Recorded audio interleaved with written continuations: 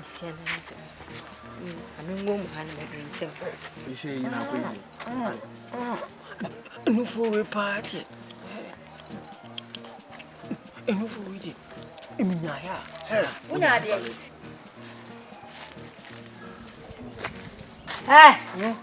What's your idea? No for your bedroom. Come on, Benham. David, no.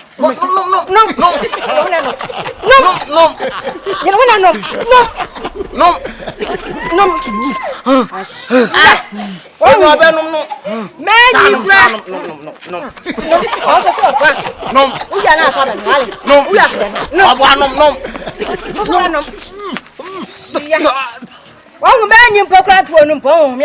What's a where are you? Look for your side. No. Mama. Wammy. You want to know what it? Some quack. son, I'm kind. Who's all a bit of a conversation? No for them, Yakabin. No, your bedroom. No.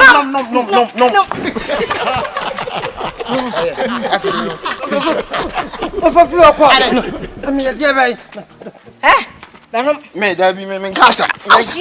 Last time, whom no be quiet. Catch us no food in Abenham. Wait, who shall we? Our size. If we fortune them, anyway. Then I would was one who can last time. What's up, and mine? I would make our county pad, drunk, come up with last time you miss you. What?